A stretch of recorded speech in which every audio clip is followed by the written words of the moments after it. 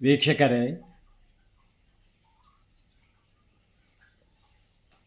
ದೇವರಿಲ್ಲ ಎಂದವನು ನಾನು. ದೇವರನ್ನು ಕುರಿತು ಬರೆದಿದ್ದೇನೆ. ತಿರುಮಲೇಶನ ತ್ರಿಗುಣಾತ್ಮಕ ಪ್ರಪಂಚ ಅಷ್ಟೇ ಅಲ್ಲ, ಇದು ಸಂಶೋಧನಾ ಕೃತಿ ಎಂದು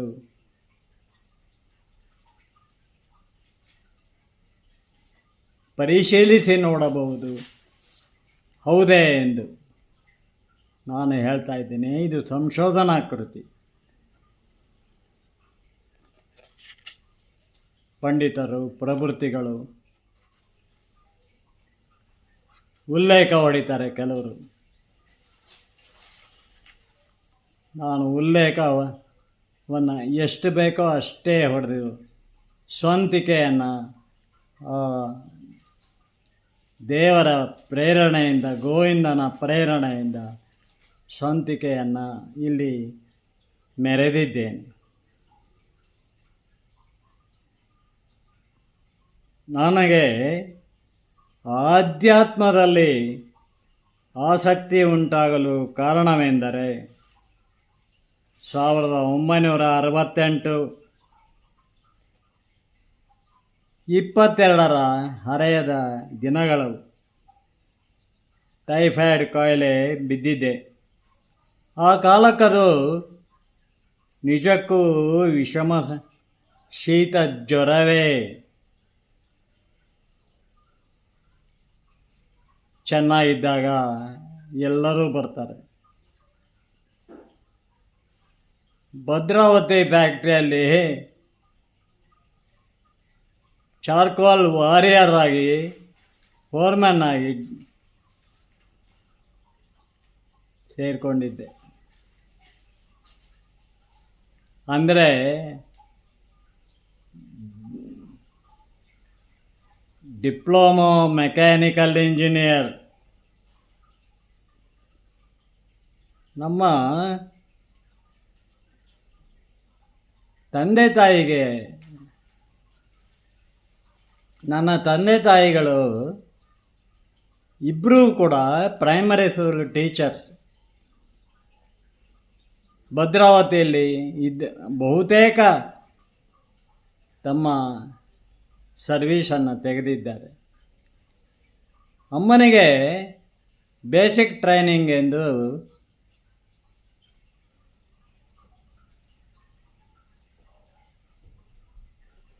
ಶಿವಮೊಗ್ಗಕ್ಕೆ 2 ಬಾರಿ ಹಾಕಿದರು.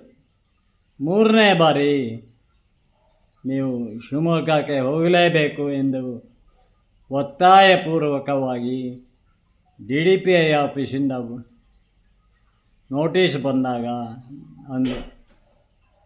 ಅದು 1962ರಲ್ಲಿ.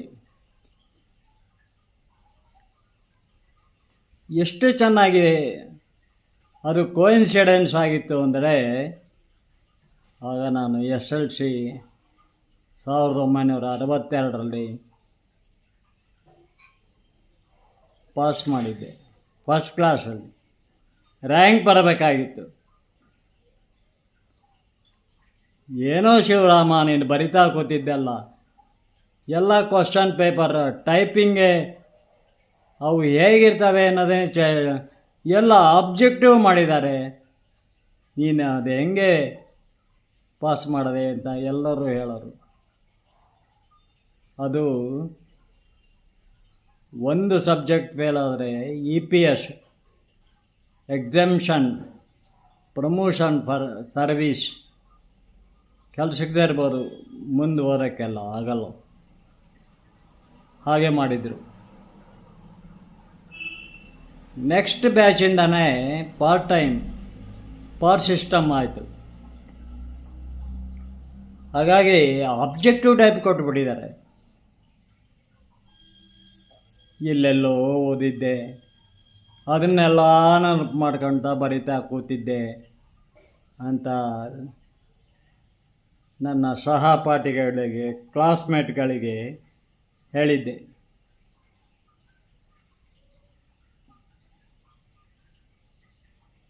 ನಾನು ಆಗಲೇ ಹೇಳ್ದಂಗೆ 1962ರಲ್ಲಿ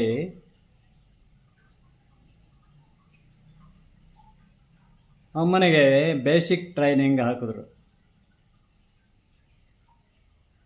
ಬಹಳ ಕೋಇನ್ಸಿಡೆನ್ಸ್, ನಾನು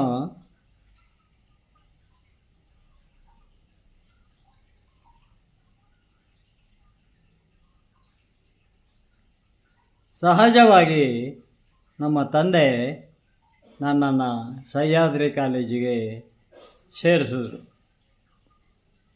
ಮನೆ ಬಾಗಿಲ ಹತ್ರ ಇರೋ ಮಣ್ಣನ್ನು ಕೊಳ್ಳು ಅಂತ ಗಾದೆ ಮಾಡಿದ್ದಾರೆ. ನಮ್ಮ ಸೋದರ ಮಾವ ಬಂದು, ಮಾವರೇ ಯಾಕೆ ಸೇರಿಸಿದ್ರಿ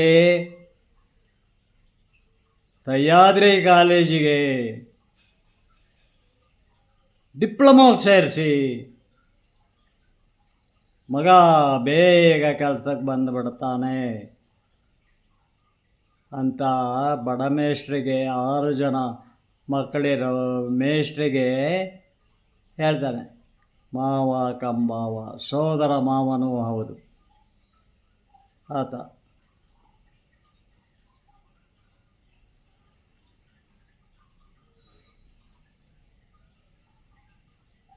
ಈಗ ಸಹ್ಯಾದ್ರಿ ಕಾಲೇಜು ಬಿಡಿಸಿ ನಮ್ಮ ತಂದೆ ಭದ್ರಾವತಿಗೆ ಹಾಕೋದೆ, ಪಾಲಿಟೆಕ್ನಿಕ್ಕು ಓಡಾಡುವಂತ. ಇನ್ನೊಬ್ಬ ಹುಡುಗ ಆಗಿದ್ದರೆ ನಾನು ಹೋಗೋದಿಲ್ಲ, ಬೇಡಕ್ಕೆ ಬೇಡ, ನಾನು ಭದ್ರಾವತಿಗೆ ಹೋಗೋದಿಲ್ಲ, ಭದ್ರಾವತಿಗೆ ದಿವಸ ಓಡಾಡಬೇಕು, ಬಸ್ ಸ್ಟ್ಯಾಂಡ್ ಇಳಿಬೇಕು, ಅಲ್ಲಿಂದ ಸಿಲ್ವರ್ ಜೂಬಿಲಿ ಹೈಸ್ಕೂಲಿಗೆ ನಡ್ಕೊಂಡು ಹೋಗ್ಬೇಕು, ದಿವಸ ಬಸ್ಸಲ್ಲಿ ಹೋಗಬೇಕು. ಆ ಕಾಲ ಹಾಗಿತ್ತು. ತಂದೆಯ ಮಾತಿಗೆ ನಾವು ಎದುರಾಡ್ತಾ ಇರಲಿಲ್ಲ. ಸರಿ, ಡಿಪ್ಲೊಮೊ ಅಂತೂ ಇಂತೂ ಪಾಸ್ ಮಾಡಿದೆ. ಸೆಕೆಂಡ್ ಕ್ಲಾಸಲ್ಲಿ ಭದ್ರಾವತಿ ಶಿವಮೊಗ್ಗ ಓದ್ಕೊಳ್ತಾ ಬಂದೆ. ಮನೆಯಲ್ಲಿ ಕೂತ್ಕೊಂಡೆ, ಕೆಲಸ ಸಿಕ್ಬಿಡುತ್ತಾ ಡಿಪ್ಲೊಮಾ ಆದ ಕೂಡಲೇ. ಮತ್ತೆ ಅಪ್ಪ ಸಿಡ್ಗುಡಕ್ಕೆ ಶುರು ಮಾಡೋದು, ಇದೇನಕ್ಕ ಹಿಂಗಾಯ್ತಲ್ಲ ಅಂತ. ಅಮ್ಮ ಕೂಡ ನೊಂದುಕೊಂಡ್ಲು. ಅಮ್ಮ ಬಹಳ ದೈವ ಭಕ್ತೆ. ಆಕೆಯು ಪ್ರೈಮರಿ ಸ್ಕೂಲ್ ಟೀಚರ್ ಅಲ್ವೇ. ಬಸರು ಬಾಣಂತನಗಳಲ್ಲಿ ಯಾರೂ ಇಲ್ಲ. 40 ದಿನ ಮೆಟರ್ನಿಟಿ ಲೀವ್ ಅಷ್ಟೇ. ಈಗ 1 ವರ್ಷ ಕೊಡ್ತಾರೆ. ಮತ್ತೆ ಇದ್ದು ಕೆಲಸಕ್ಕೆ ಹೋಗಬೇಕು. ಚೆನ್ನಗಿರಿ ತವ್ರ ಮನೆ.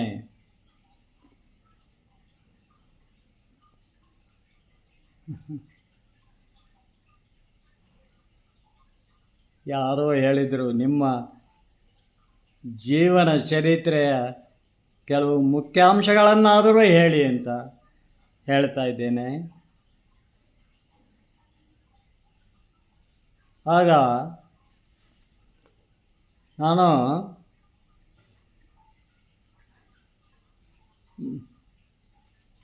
ಸುಮ್ಮನೆ ತಲೆ ತಗ್ಗಿಸ್ಕೊಂಡು ಭದ್ರಾವತಿ ಶಿವಮೊಗ್ಗ ಓಡಾಡೋಕ್ಕೂ ಶುರು ಮಾಡಿದೆ. ಪಾಲಿಟೆಕ್ನಿಕ್ ವಿದ್ಯಾಭ್ಯಾಸ ಮುಗಿಸ್ದೆ. ಭದ್ರಾವತಿ ನೋಡಿರ್ಬೋದು ಕೆಲವರು. ಮೇನ್ ಬಸ್ ಸ್ಟ್ಯಾಂಡಲ್ಲಿ ಇಳಿದು ಅಲ್ಲಿಂದ ಅಂಡರ್ ಬ್ರಿಡ್ಜ್ ಬರುತ್ತೆ, ರೈಲ್ವೆ ಟ್ರ್ಯಾಕ್ದು. ಅದರೊಳಗೆ ನಡೆದು ಕೆಳಗೆ ಅಲ್ಲಿಂದ ಹೋಗಬೇಕು ಸಿಲ್ವರ್ ಜೂಬಿಲಿ ಹೈಸ್ಕೂಲಿಗೆ ನಡ್ಕೊಂಡು.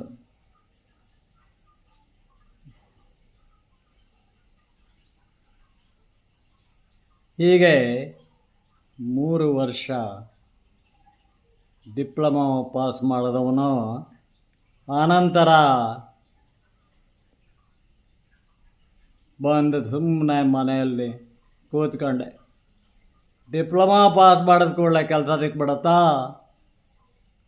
ಆಗಲೂ ಇತ್ತು, ಕೆಲಸ ಇಲ್ಲ.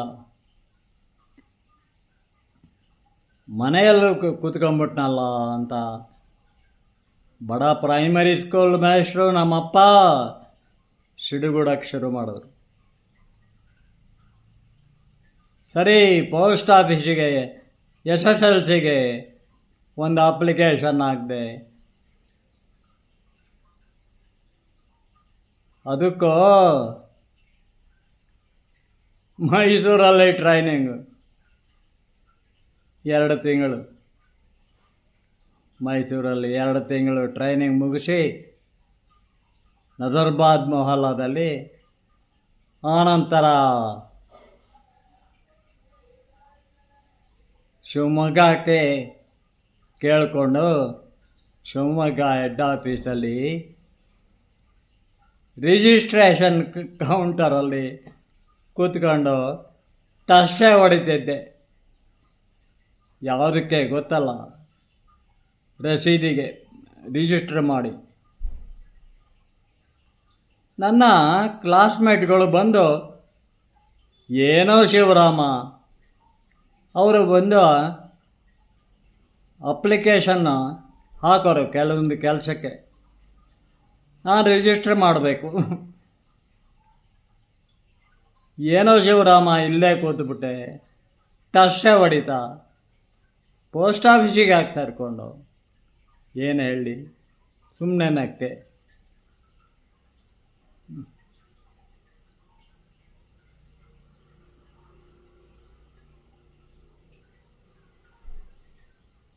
ಹಾಗಾಗಿ 1 ವರ್ಷ ಪೋಸ್ಟ್ ಆಫೀಸಲ್ಲಿ ನಾನು ಕೆಲಸ ಮಾಡಿದೆ. ಡಿಪ್ಲೊಮಾ ಇಂಜಿನಿಯರ್ ಆಗಿದ್ದರೂ ಕೂಡ. ಆಗ ಭದ್ರಾವತಿ ಫ್ಯಾಕ್ಟ್ರಿಯಿಂದ ಅದಕ್ಕೂ ನಾವು ವಸೂಲಿ ಮಾಡಿದ್ಮೇಲೆ ಫೋರ್ಮ್ಯಾನ್ ಕೆಲಸ ಸಿಕ್ತು. ಸರಿ, ಇದನ್ನು ಬಿಟ್ಟು ಬಾಡಿ ಒಳ್ಳೆ ಚೆನ್ನಾಗಿ ಇಂಪ್ರೂವ್ ಆಗಿತ್ತು ರೀ.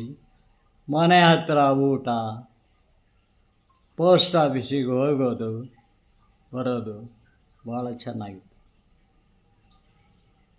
ಈಗ ಭದ್ರಾವತಿ ಶಿವಮೊಗ್ಗ ಓಡಾಡಬೇಕು. ಸೋದರ ಮಾವ ಹೇಳಿದರು ಅಂತ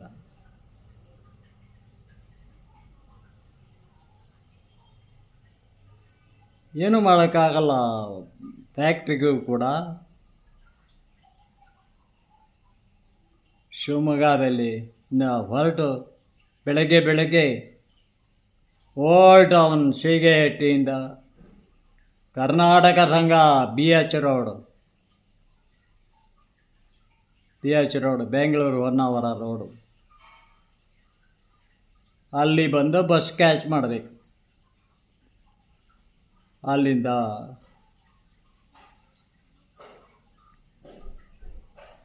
ಅಲ್ಲಿ ಇಳಿದು ಮೇನ್ ಬಸ್ ಸ್ಟ್ಯಾಂಡಲ್ಲಿ ನಾನು ಆಗಲೇ ಹೇಳಿದಾಗೆ ರೈಲ್ವೆ ಟ್ರ್ಯಾಕ್ ಹೋಗುತ್ತೆ.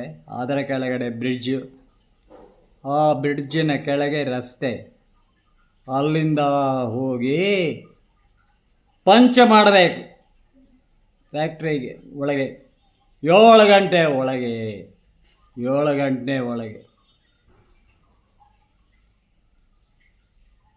ಇಲ್ಲ ಹೋದರೆ ನೀವು 7 ಗಂಟೆ ಒಳಗೆ ಅವನು ಪಂಚ್ ಮಾಡಿಲ್ಲ ಬಾಗಿಲಲ್ಲಿ, ಹೆಬ್ಬಾಗಿಲಲ್ಲಿ ಅಂದರೆ ಆ ದಿನದ ಅಟೆಂಡೆನ್ಸ್ ಹೋಯ್ತು. ಮಾಡಿ ಎಲ್ಲಿಗೆ ಹೋಗ್ಬೇಕು?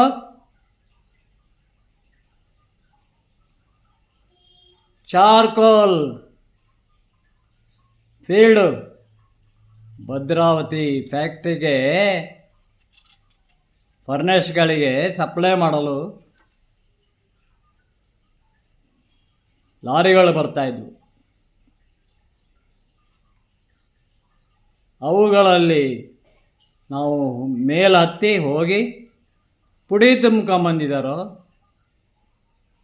ಹೆಂಟೆ ತುಂಬ್ಕೊಂಬಂದಿದ್ದಾರೋ ಅಂತ ಚೆಕ್ ಮಾಡಬೇಕು ನಿಂತ್ಕೊಂಡು. ನಾನು ಎಲ್ಲಿಂದ ಬಂದಿದ್ದೀನಿ? 7 ಗಂಟೆ ಒಳಗೆ ಪಂಚ್ ಮಾಡಿದ್ದೀನಿ.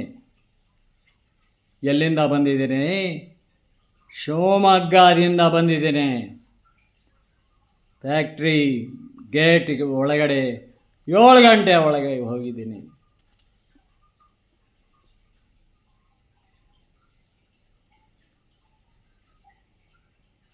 ಅಲ್ಲಿಂದ ಫೀಲ್ಡಿಗೆ ಹೋಗ್ಬೇಕು.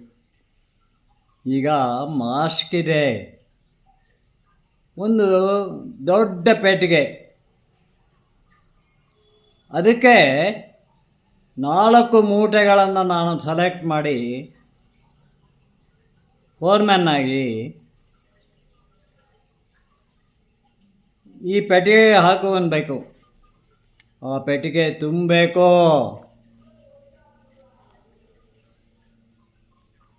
ತುಂಬಲಿಲ್ಲ ಅಂದರೆ ದ ಹೋಲ್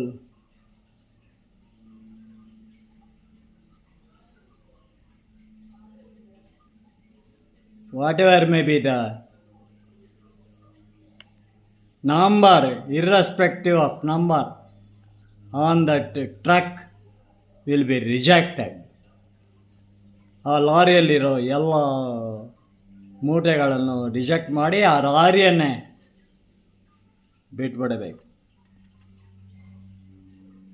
ಒಬ್ಬ BE ಓದಿದ ಇಂಜಿನಿಯರ್ ಇದನ್ನೆಲ್ಲ ವಾಚ್ ಮಾಡ್ತಾ ಇರ್ತಾನೆ.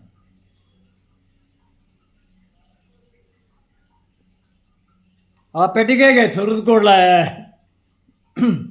4 ಮೂಟೆಗಳನ್ನು ಎಲ್ಲ ಚಾರ್ಕೋಲ್ ಧೂಳು ಎದ್ದೇಳುತ್ತೆ. ಖರ್ಚೀಫ್ ತಂದಿದ್ರೆ ಕಟ್ಕೋಬೇಕು ಮೂಗಿಗೆ, ಮಾಸ್ಕ್ ಇಲ್ಲ. ಚಾರ್ಕೋಲ್ ವಾರಿಯರ್ ಆಗಿ ಹಾಕ್ತಾರೆ. ಫೋರ್ಮ್ಯಾನ್ ಆಗಿದ್ದರೂ ಕೂಡ ನಾನು ಡಿಪ್ಲೊಮಾ ಮೆಕ್ಯಾನಿಕ್. ಈ ಸೀಸನ್ ಮುಗಿಯೋವರೆಗೂ ಸುಮಾರು 3 ತಿಂಗಳು ಈ ಕೆಲಸವನ್ನು ಮಾಡಬೇಕು. ಆಮೇಲೆ ಒಳ್ಳೆ ಸೆಕ್ಷನ್ನೇ ಸಿಕ್ತು ನನಗೆ. ಫರ್ನೆಸ್ ಹತ್ರ ಸಿಕ್ಕಿಲ್ಲ. ಆದರೆ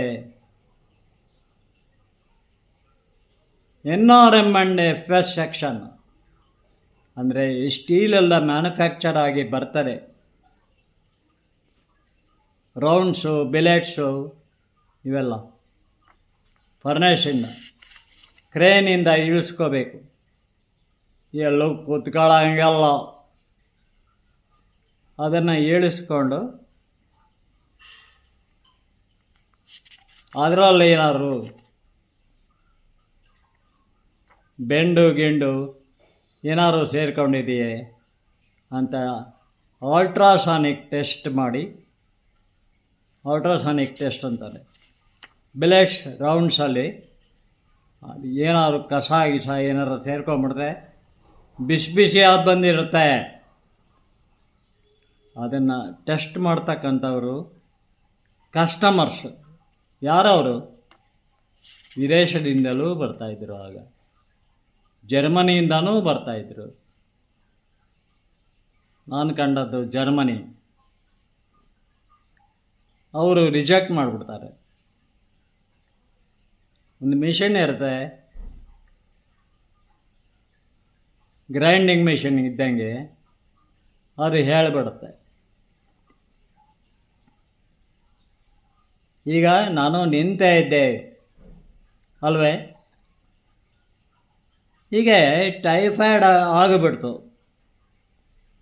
ಆದಮೇಲೆ ಮತ್ತೆ ಎದ್ದೋಗೋದು, ಜ್ವರ ಬಿಟ್ಟು ಕೂಡಲೇ ಅಪ್ಪ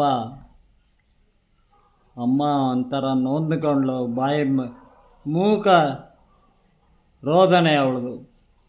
ಅಪ್ಪ ಹೋಗಬೇಡ, ಈ ಕೆಲಸ ಬಿಟ್ಟುಬಿಡು ಅಂತ ಹೇಳಿಲ್ಲ.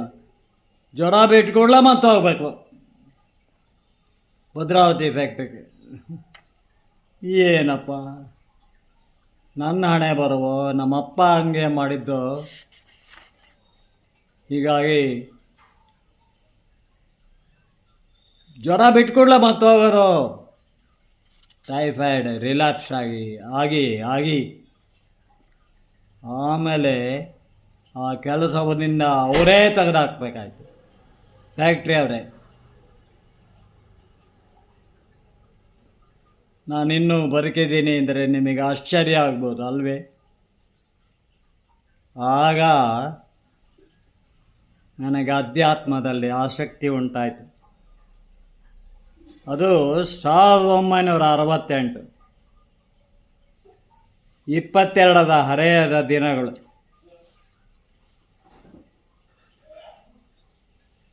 ಟೈಫಾಯ್ಡ್ ಅಂದರೆ ಭಾಳ ದೊಡ್ಡದು ಆ ಕಾಲದಲ್ಲಿ. ಈಗಲೂ ನೆನಪಿದೆ, FRCS ಓದಿರ್ತಕ್ಕಂಥ ನಮ್ಮ ತಂದೆಯ ಮೇಷ್ಟ್ರ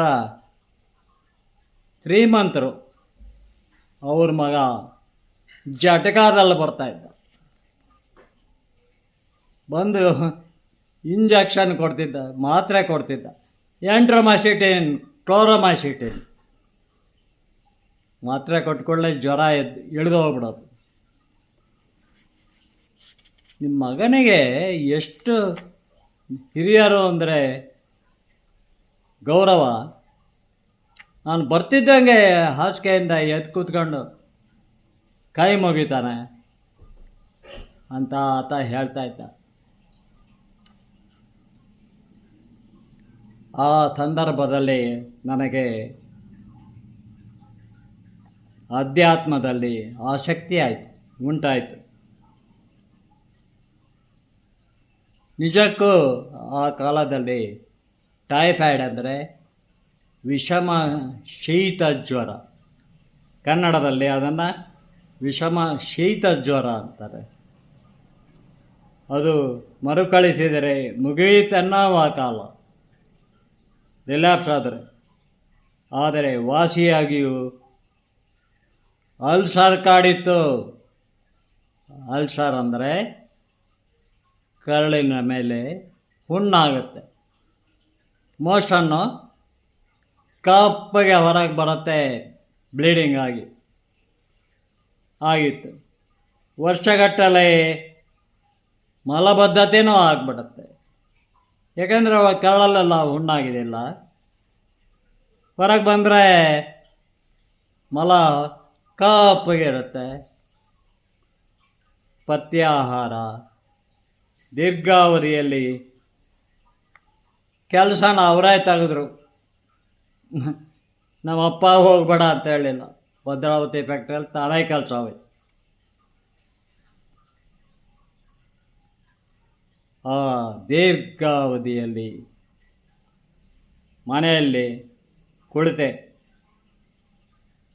ದೇವರು ನನಗೆಂದು ಒಳಿತನ್ನೇ ಮಾಡುವನೆಂಬ ದೃಢ ನಂಬಿಕೆ ಇತ್ತು.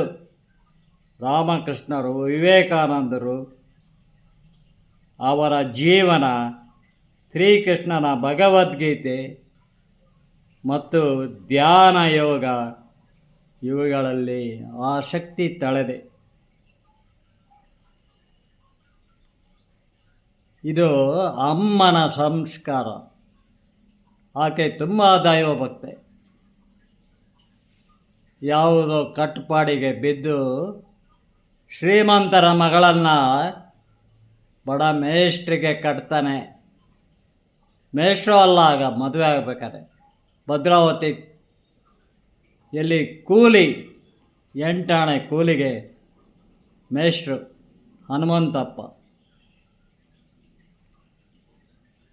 ಆಮೇಲೆ ಮೇಷ್ಟ್ರಾಗಿದ್ದು. ಏನು ಟೈಫಾಯ್ಡ್ ಅಂತಾರೆ ಶಿವಪುರಾಣ. ಈಗ ಅರ್ಥ ಆಗಿರಬೇಕು, ಆ ಕಾಲಕ್ಕೆ ಅದು ಭಾಳ ದೊಡ್ಡ ಕಾಯಿಲೆ. ನಿಜವಾಗಲೂ ವಿಷಮ ಶೀತ ಜ್ವರ. ಅದು ಮರುಕಳಿಸಿದರೆ ಮುಗಿಯಿತೆನ್ನುವ ಕಾಲ. ಆದರೆ ವಾಸಿಯಾಗಿಯೂ ಅಲ್ಸರ್ ಕಾಡಿತ್ತು. ವರ್ಷಗಟ್ಟಲೆ ತೀವ್ರ ಮಲಬದ್ಧತೆ ಈಗಲೂ ಇದೆ ರೀ. ಮೂಲ ಕೂತ್ಕೊಂಡು ಕೆಲಸ ಮಾಡಿರೋದು.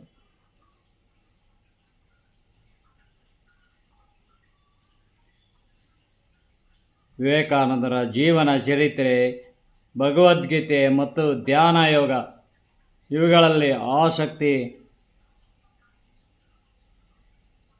ಆಗ ಒಂದು ಹುಣ್ಣಿಮೆಯಂದು ಕನಸು ಬಿತ್ತು ರಾತ್ರಿಯಲ್ಲಿ.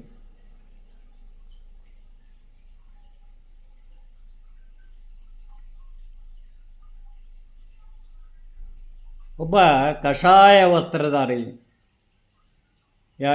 ಶ್ರೀರಂಗೇಂದ್ರ ಸ್ವಾಮಿಗಳು ಕಾಣಿಸ್ಕೊಂಡ್ರು. ಹೇಳಿ, ಎದ್ದೇಳಿ, ನೀವು ಪುಣ್ಯ ಮಾಡಿದ್ದೀರಿ ಎಂದು ಅನುಗ್ರಹಿಸಿದರು. ಯಾವ ಜನ್ಮದ ಏನು. ಆದರೆ ಮಾರನೆಯ ಮುಸ್ಸಂಜೆ ಇದ್ದಕ್ಕಿದ್ದಂತೆ ಸೀರಿಯಸ್ ಆಗಿ ಆಸ್ಪತ್ರೆಗೆ ಸಾಗಿಸಿದರು. ಪ್ರಜ್ಞಾಹೀನನಾಗುವ ಮುನ್ನ ಈ ಪ್ರಪಂಚದಲ್ಲಿ ದೇವರಿಲ್ಲ ಎಂದದಷ್ಟೇ ನೆನಪು. ಈಗ ದೇವರನ್ನು ಕುರಿತು ತಿರುಮಲೇಶನ ತ್ರಿಗುಣಾತ್ಮಕ ಪ್ರಪಂಚ ಬರೆದಿದ್ದೀನಿ. ಏನೋ ತಿರುಪತಿ ಬಕ್ ಬರ್ದಿಯಾನ ಅನ್ಕೋಬೇಡಿ. ಮುಂದಿನ ವಿಡಿಯೋದಲ್ಲಿ ಮತ್ತೆ ಭೇಟಿಯಾಗೋಣ.